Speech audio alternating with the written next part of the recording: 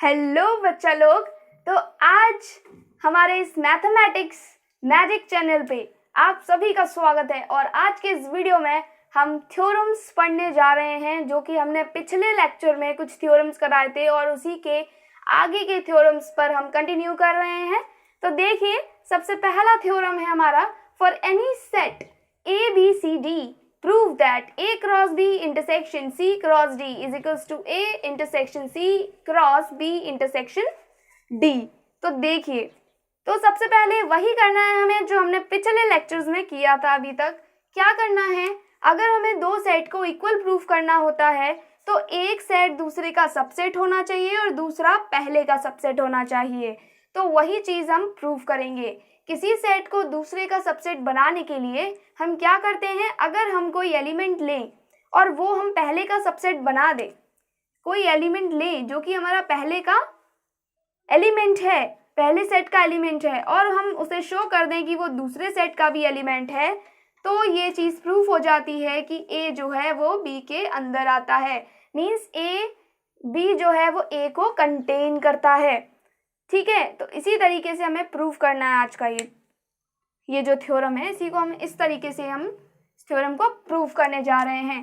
तो पहला प्रूफ देखिए इस लेक्चर का, तो लेट करेंगे हम कि A क्रॉस B हमारा कोई एक ऑर्डर पेयर है, क्योंकि हमारा ऑर्डर पेयर ही क्रॉस में बिलोंग करता है। तो A cross B order pair है which is belongs to A cross B intersection C cross D, है ना। तो इसका मतलब A belongs to A cross AB belongs to A cross B intersection means and AB belongs to C cross D, then A belongs to A and B belongs to B and A belongs to C, B belongs to D।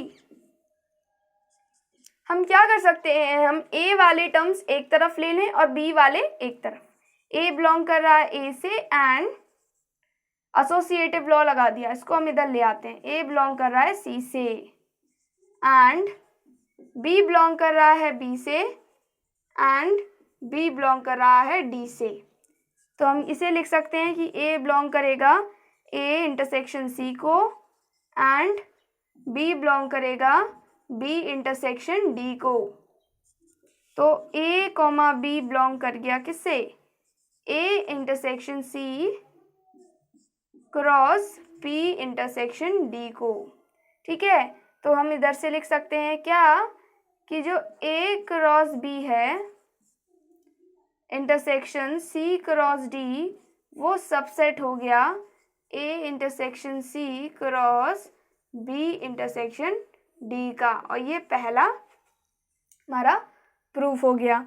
अब हमें इसका subset बनाना है, तो वो बनाने के लिए अब हम लेट करेंगे कि कोई ऑर्डर पेयर है x y which is belongs to A intersection C cross B intersection D।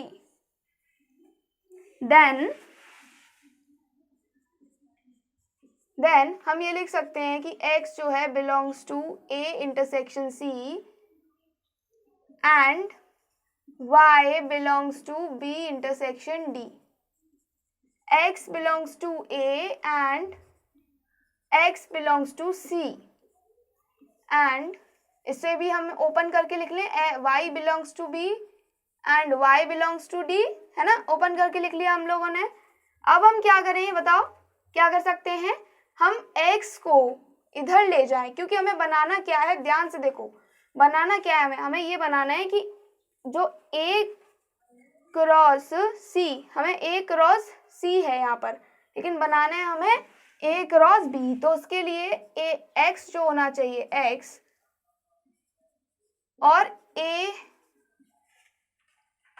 x और y ये वाला साथ में आने चाहिए, तभी हमारा क्या बनेगा, क्रॉस A क्रॉस B बनेगा।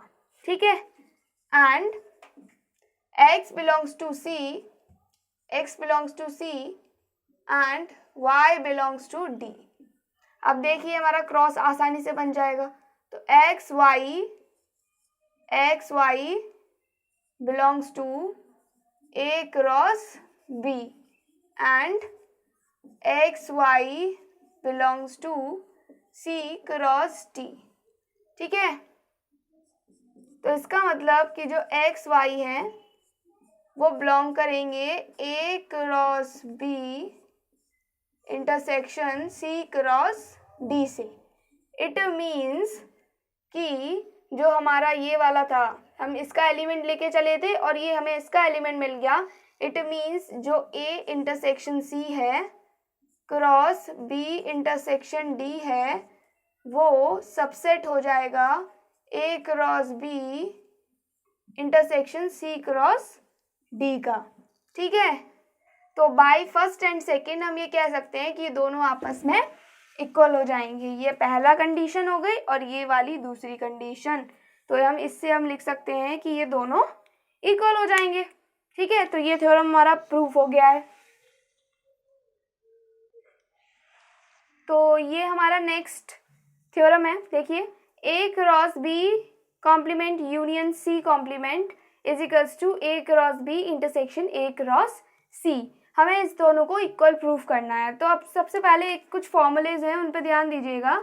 अगर हम लिखते हैं ए यूनियन बी का कॉम्प्लीमेंट, तो इसका मतलब होता है कि पहले बी कॉम्प्लीमेंट आएगा और ये जो साइन होता है ये रिवर्स हो जाता है, फिर उसके बाद ए कॉम्प्लीमेंट आएगा। समझ आ रहा है ना? इसका मतलब क्या है, सॉरी ये तो सेम होता है, पहले ए कॉम्प्लीमेंट आएगा फिर बी कॉम्प्लीमेंट आता है, लेकिन ये जो यूनियन का साइन है बस ये चेंज हो जाता है और यूनियन की जगह इंटरसेक्शन हो जाता है। इसी फॉर्मूले का आज हमें इस वाले प्रूफ में यूज करना है। तो देखिए पहला प्रूफ इस फॉर्मूले पर ही बेस्ड है। A cross B complement union C complement is equals to, इसको हमें कैसे दिखाना है देखिए। तो हम ए को ऐसे लिखा रहने दें, इसको देखो ये वाली चीज़ दिख रही है आपको, तो इसको मैं ऐसे लिख सकती हूँ, है ना। तो अगर मैं ऐसे लिख दूंगी तो क्या लिख सकती हूँ, बी कॉम्प्लीमेंट, है ना, इसका कॉम्प्लीमेंट है और इसका, ठीक है, इसका होल कॉम्प्लीमेंट। तो इसको अगर मैं ऐसे बनाना है तो मैं क्या करूँ, ए कॉम्प्लीमेंट का होल कॉम्प्लीमेंट, यहाँ पर ये है कॉम्प्लीमेंट का साइन हो रहा है, ठीक है, B complement union C complement का होल कॉम्प्लीमेंट है। तो देखिए ये फॉर्मूला ऐसे बन रहा है। तो ए बी कॉम्प्लीमेंट का कॉम्प्लीमेंट, यूनियन की जगह साइन चेंज, सी कॉम्प्लीमेंट का सॉ कॉम्प्लीमेंट। ठीक है, सिंपल ये फॉर्मूला लगाया है। बी कॉम्प्लीमेंट यहाँ ए का काम कर रहा है और सी कॉम्प्लीमेंट बी का काम कर रहा है। तो ए की जगह ए लिख दिया मैंने, मतलब बी कॉम्प्लीमेंट की जगह B complement, C complement C complement. इतना समझ आया, फॉर्मूला यूज कर दिया। आगे क्या करना है, बस हो गया। जिस कॉम्प्लीमेंट का कॉम्प्लीमेंट जो होता है, ठीक है, दूसरा फॉर्मूला क्या है, अगर ए का कॉम्प्लीमेंट है और उसका भी कॉम्प्लीमेंट हो रहा है तो उसकी वैल्यू ए ही होती है ना। तो यहाँ पर इसकी वैल्यू बी हो जाएगी, इंटरसेक्शन सी हो जाएगी। ठीक है, अब इसको बस खोल दो इसको, मीन्स लॉ लगा दो अपना डिस्ट्रीब्यूटिव, ए क्रॉस बी, पीछे हमने पढ़ा था ना ये वाला थ्योरम, इस थ्योरम को हम ऐसे लिख सकते हैं। तो बस उसी थ्योरम का इस्तेमाल करके हमने A cross B intersection C को A cross B intersection A cross C लिख दिया। ठीक है, तो हमने थ्योरम का यूज़ किया है। हमने अपने पिछले लेक्चर में इस थ्योरम के बारे में बताया है। इस थ्योरम को आप देख लीजिएगा वहाँ से, तो उसको हम थ्योरम है तो उसको हम डायरेक्ट यूज़ कर सकते हैं इस वाले थ्योरम को प्रूफ करने के लिए। तो हमारा ये थ्योरम प्रूफ हो गया। नेक्स्ट देखिए, A cross B complement union intersection C complement का होल कॉम्प्लीमेंट, इसमें भी यही फॉर्मूला यूज किया जाएगा, ए क्रॉस बी कॉम्प्लीमेंट का whole complement union C complement का होल कॉम्प्लीमेंट। तो इसको हम ए क्रॉस बी, इसको हम बी लिख सकते हैं और यूनियन इसको हम क्या लिख सकते हैं, सी लिख सकते हैं। और ये भी सेम थ्योरम है, जैसे इस थ्योरम को हम ऐसे लिख सकते हैं, ऐसे इसको हम लिख सकते हैं, A cross B union A cross C, distributive law इसमें ओबे करता है। ये हम पीछे प्रूफ कर चुके हैं। इसको प्लीज़ जाकर पिछले वीडियोस में देखिएगा, तो आपको और अच्छा से समझ आ जाएगा ये। ठीक है, हम अपने नेक्स्ट थ्योरम की तरफ चलते हैं। तो ये देखिए, ये हमारा नेक्स्ट थ्योरम है। इसमें बोल रहा है कि let A and B be two non empty sets. A और बी दो नॉन एम्प्टी सेट है, मतलब उसमें कुछ ना कुछ एलिमेंट्स होंगे और वो एलिमेंट्स एन है। ए में एन एलिमेंट्स हैं और बी में इन दोनों में, ठीक है, कुछ ना कुछ एलिमेंट्स होंगे और एन एलिमेंट्स जो हैं दोनों में से कॉमन है। मीन्स दोनों का intersection, number of elements in A intersection B में कितने हैं? एन है, एन एलिमेंट्स है कॉमन में। Then prove that A cross B और बी क्रॉस ए का इंटरसेक्शन लेने पर जो नंबर ऑफ एलिमेंट्स आएंगे वो एन स्क्वायर आएगा। मीन्स ए क्रॉस बी और बी क्रॉस ए के जो एलिमेंट्स होंगे उनमें से जो कॉमन एलिमेंट्स होंगे वो एन स्क्वायर होंगे। ये हमें प्रूफ करना है। तो ये हमें प्रूफ करने के लिए हमने पीछे एक थ्योरम पढ़ा था, तो उसको हम डायरेक्ट यहाँ पर अप्लाई करेंगे। A cross B intersection B cross A जो है वो इक्वल होता है A intersection B cross B intersection A के। ठीक है, अब कहोगे ये तो हमने कहीं नहीं पढ़ा। अरे हमने इससे ही जैसा मिलता जुलता एक थ्योरम पढ़ा था, जहाँ पर यहाँ पर कैसे था, ऐसे था। देखो, A cross B intersection C cross D था, बस सी क्रॉस डी आया था यहाँ पर, लेकिन था ऐसे ही बिल्कुल सिमिलर, है ना। यहाँ पर इंटरसेक्शन सी आ गया था और क्रॉस बी इंटरसेक्शन डी आ गया था सिमिलर। बस यहाँ पर बी की जगह सी आ गया है और ए की जगह डी आ गया है। बी की जगह सी, ए की जगह डी आ गया है। दोनों एलिमेंट्स को यहाँ पर हम ए क्रॉस बी लेके चल रहे हैं, यहाँ बी क्रॉस ए के लेके चल रहे हैं। बी की जगह सी लिख रहे हैं, ए की जगह डी लिख रहे हैं, तो वैसे ही आ जाएगा। ठीक है, तो इस थ्योरम का हम डायरेक्ट अप्लाई कर रहे हैं, यहाँ पर डायरेक्ट यूज़ कर रहे हैं। तो देखो, जिसे मैं रब कर दे रही हूँ, है ना, ये है हमारा। तो हमने ये लिख लिया है। अब हम क्या करना है, इसको अब इसे और थोड़ा सा सिंप्लीफाई बनाते हैं। तो हम इसको ऐसे भी लिख सकते हैं, ऐसे करके A intersection B cross A intersection B. चाहे ए इंटरसेक्शन बी लिखें या फिर बी इंटरसेक्शन ए लिखें, बात एक ही रहेगी, दोनों में ही सेम रहेगा। ठीक है, तो एलिमेंट्स दोनों में सेम रहेंगे। अब अगर हम नंबर ऑफ एलिमेंट्स निकालने हैं हमें, तो number of elements A cross B intersection B cross A में कितने होंगे, इसका भी इंटरसेक्शन लेन, इनके में number of elements in A intersection B cross A intersection B. अच्छा, अब हमने एक और फॉर्मूला पढ़ा था कि अगर ऐसे है एन ए क्रॉस बी है, number of elements cross Cartesian product में जो होते हैं वो बराबर होते हैं n A dot n B के। मतलब जो नंबर ऑफ एलिमेंट्स ए में होंगे उनका अगर मल्टीप्लाई कर दें number of elements in B से, तो ये हमारा इसके एलिमेंट्स के बराबर होता है। तो हम इसे ऐसे लिख रहे हैं, इस फॉर्मूले का यूज़ करते हुए यहाँ पर हम ऐसे लिख देंगे कि number of elements A intersection B into number of elements A intersection B. और ये जो हमें दे रखा था गिवन, वो ये एन दे रखा था, तो यहाँ पर इसका number of elements A intersection B में एन है into number of elements A intersection B में एन है, तो एन स्क्वायर आ गया। इस तरीके से ये इसके नंबर ऑफ एलिमेंट्स निकालने थे, प्रूफ करना था एन स्क्वायर के बराबर होता है, और हमने ये इस तरीके से हमने प्रूफ कर दिया। ठीक है, तो इसको आप नोट कर लीजिए, और ये फॉर्मूला है ना, इसको फॉर्मूले के तौर पे आप नोट कर लीजिए। इसका प्रूफ कराया हुआ है मैंने अपने पिछले लेक्चर में, आप वहाँ से जाकर इसका प्रूफ देख सकते हैं। ठीक है, चलिए तो आगे आप इसे नोट डाउन कीजिए, आगे बढ़ते हैं अपने। तो देखिए, ये हमारा 10th वाला एंड लास्ट वाला थ्योरम है। Let A B a non empty set such that A cross B is equals to A cross C, show that A B belongs to C. Means अगर ए क्रॉस सी के equal है, ये given है कि ए cross सी के equal है, तो हमें प्रूव करना है कि बी वाला सेट ए सी वाले सेट के इक्वल होगा।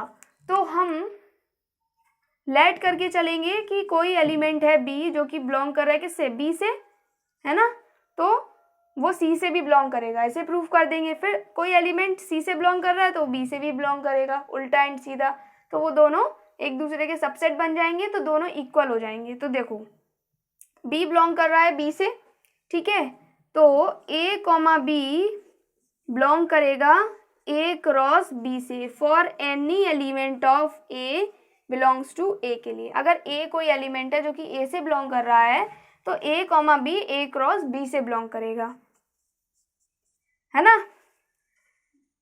तो since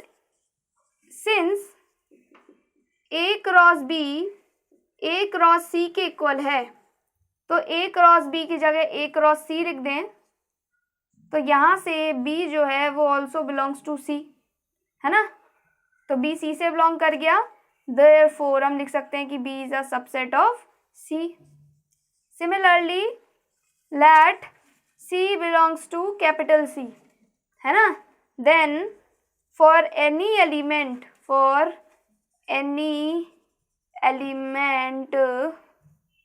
A belongs to A के लिए क्या होगा, A comma C belongs to A cross C, और ए क्रॉस सी जो है वो इक्वल है ए क्रॉस बी के, तो जो सी एलिमेंट है वो बिलोंग कर गया बी से, है ना। तो हम लिख सकते हैं therefore C is a subset of B. So by first and second हम लिख सकते हैं कि जो बी हो गया वो सी के बराबर हो गया, और यही चीज़ हमें प्रूफ करनी थी, ठीक है। तो आप इस प्रूफ को नोट कर लीजिए, तो इसके यहाँ पर हमारा ये थ्योरम्स कंप्लीट होती हैं। तो चलिए तब तक के लिए बाय बाय, सी यू, आगे मिलते हैं नेक्स्ट वीडियोस में।